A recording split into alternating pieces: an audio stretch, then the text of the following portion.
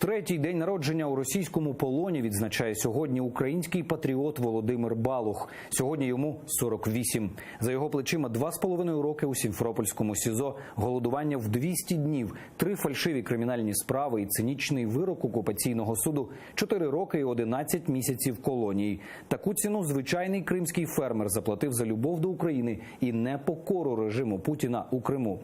Як українці у всьому світі вітали свого героя та про що мріє мама Володимира Балуха, розкаже наша Тетяна Сулій.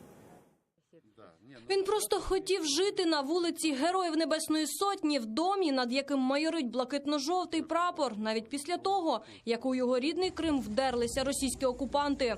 Така сміливість коштувала кримському фермеру Володимиру Балуху 5 років свободи. За неіснуючі злочини проти нього порушили 3 фальшиві кримінальні справи. І саме за вірність і любов до України його називають героєм. Він підняв прапор. І через це сфабрикували справи, і він був засуджений на 4 роки 11 місяців. І вважаю його в'язням волі, правди. Володимире, ти просто живи і не здавайся. У середмісті столиці люди писали йому у колонію листи підтримки. Я хочу, щоб він жив. Я хочу, щоб він, в принципі, окупація закінчиться. Я в цьому впевнена. Щоб після окупації він повернувся в Україну живим. І щоб він був нам прикладом. Він, в принципі, є вже приклад. Українському патріоту Володимиру Балуху, несправедливо ув'язненому у Керченській колонії, вітання із днем народження шлють навіть із Латвії. Володимире, вітаємо з днем народження. Дякуємо за твій патріотизм. Ви дуже мужня людина. Желаю скорейшого возвращения из неволи. 200 днів голодування у Сімферопольському СІЗО і півроку у сумнозвісній Керченській колонії неабияк похитнули здоров'я Володимира Балуха, але все ще не зламали його дух. Якщо говорити про його настрій, то коли нещодавно його відвідав адвокат, то він сказав, що його настрій бойовий, він позитивний, що він вірить в свою перемогу.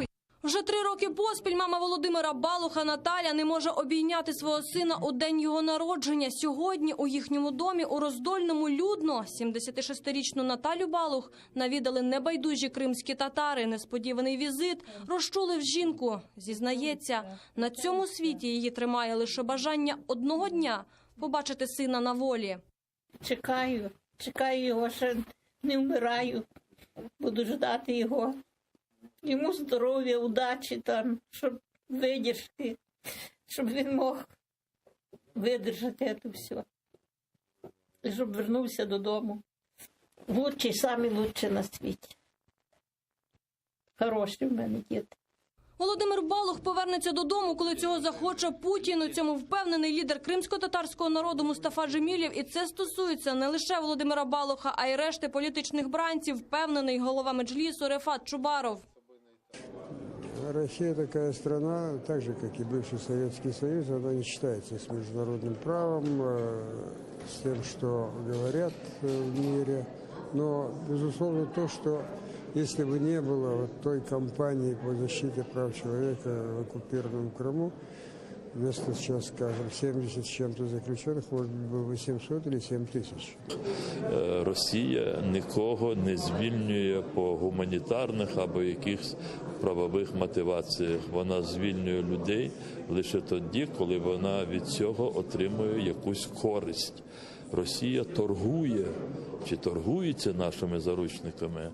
І тут, можливо, настане такий момент, коли Путін буде змушений відпускати або всіх, або частину заручників. Для цього треба просто тиснути і тиснути на Росію. Вирок 4 роки і 11 місяців колонії за 2 злочини, вигадані самими ж окупантами. Володимир знав, що все буде саме так. За свою любов до України він був готовий заплатити будь-яку ціну. Я вже говорив, заплатити за любов к родині і к родним, я готов любую цену. Тетяна Сулій, Максим Кондратенко, Заман, АТР.